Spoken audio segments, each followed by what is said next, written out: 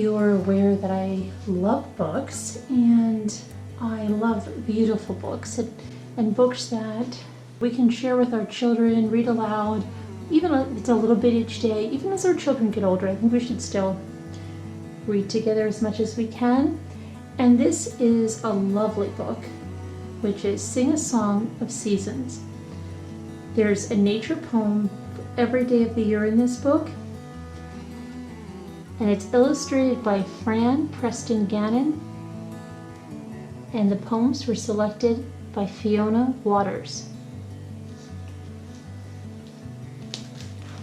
Like I said, it's an absolutely beautiful book. It has a book plate here with this beautifully illustrated collection of 366 nature poems, one for each day of the year, is filled with familiar favorites and new discoveries by a vast array of poets, including Langston Hughes, Lillian Moore, Emily Dickinson, Jack Polutsky, William Shakespeare, N.M. Bodecker, Kanoko Okamoto, and many, many more, with its evocative imagery of the natural world outside our doors and far beyond. This is the perfect book to enjoy each and every day for years to come. So, perfect way to introduce your children to poetry. This is by Noisy Crow, which is an imprint of Candlewick Press, and I'm hoping to have a giveaway for this. So the book is sectioned into months, starting with January, but you can start at any time of the year. And then there's an introduction by Kate Wilson, and she says something here about her 7th birthday. Her parents gave a book like this one to her. It contained hundreds of poems, but it was a small, fat book without pictures. At first she found it daunting without pictures. There was nothing to catch her eye, and that there was nothing to lead her to the book. But one rainy day after school, she took it down and began to read, and that was it for her. She fell in love with poetry, with rhyme, and with rhythm, with the way that poetry squashed big feelings, big thoughts, big things into tiny boxes of brilliance for the reader to unpack. It became her favorite book. She still has it. It's stuffed with little slips of paper that she used to mark the poems she liked best, and as she grew older, those poems changed. A poem that baffled and bored her when she was 7 revealed itself to her many years later. She learned many of them by heart, and she still can recite them to you now. At the time, she lived in a very small house with a very big yard on the outskirts of the city. The house was new, but the old trees around it, the holly, the lilac, and the apple tree, were so climbable. It seemed to have grown itself with children in mind. Those trees were alive with small birds, and one spring there was a nest with blue eggs in it. Later, 3 shockingly naked baby birds with gaping beaks that seemed to split their heads in two. Hedgehogs sometimes snuffled across the grass at night, and one wet spring she saw 2 frogs. There were daisies, dandelions, buttercups, and a flower so astonishingly complex and beautiful that she thought it must be magical. She later found out it was called columbine. I love columbine. I have it in my own perennial gardens. I spent hours in that yard looking and learning. She grew up. She read many more poems. She became a publisher. In her 30 years of publishing, she has published many poetry books, but none have been as ambitious as this one. Her idea was to make this book as rich as the one she loved so much as a child, but more beautiful and easier to find your way into. She wanted to make a book that helped you to pause and see the natural world around you. She said she asked Fiona Waters to choose the poems and Fran Preston Gannon to create the illustrations so that each page became an invitation to draw the reader in.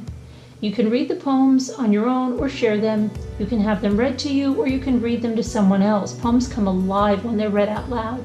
You can read the book from beginning to end quickly, or you can read a poem every evening before you go to bed. You can dip into it looking at only the poem chosen for your birthday, for example, and then choose the book to think about that one poem. You can just look at the pictures, you can mark your favorite poems, and you can learn all the poems by heart, just for you to remember or recite them out loud to a special person or a large crowd, and you can keep it forever.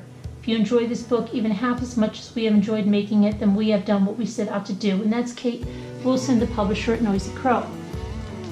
So like I said, everything is packaged into months, and then the months all have their own table of contents with every poem that's in that month. So let's see just how beautiful this is. And we're going through, we're still just in January, and when we get to the end of January, February, again, there's another table of contents with all the poems that are in there.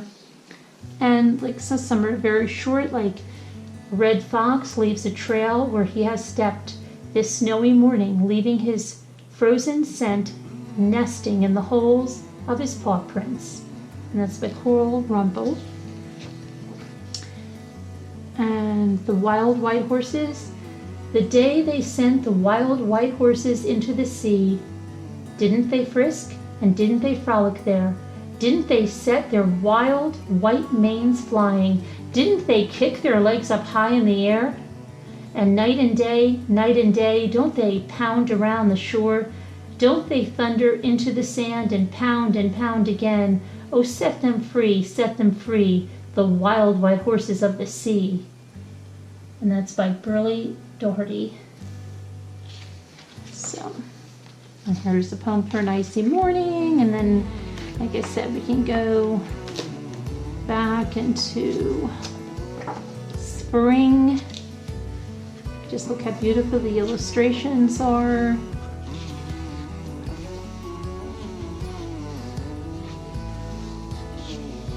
And let's see, slowly the tide creeps up the sand, slowly the shadows cross the land, slowly the cart horse pulls his mile, slowly the old man mounts the stile, slowly the hands move round the clock, slowly the dew dries on the dock. Slow is the snail, but slowest of all, the green moss spreads on the old brick wall. That's by James Reeves. So we have whales, and we have beautiful things in here. Lavender's blue, thistles.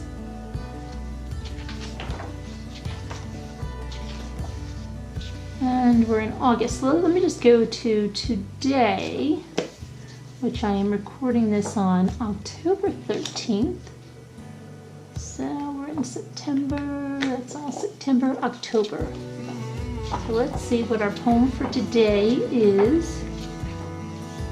The 13th, The Mountain Peak. On the peak of the mountain, the eagle is dancing. The tempest is roaring.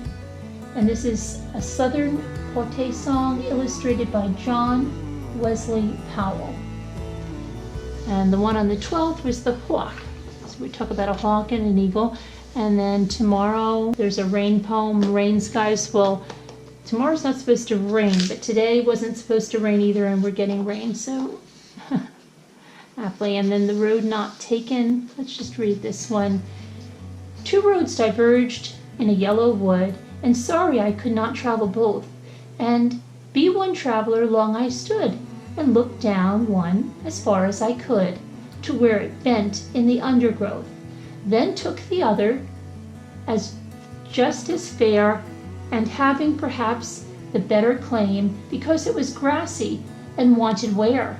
For is that the passing there had worn them really about the same, and both that morning equally lay in leaves no step had trodden black. Oh, I kept the first for another day, yet knowing how way leads on to way, I doubted if I should ever come back. I shall be telling this with a sigh.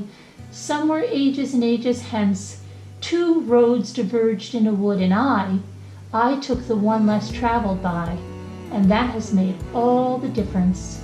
Robert Frost.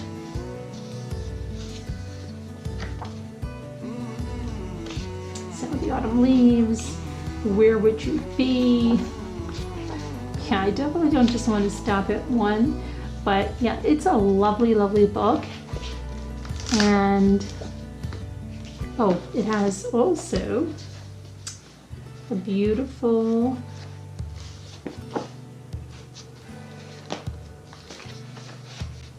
ribbon to to mark your page.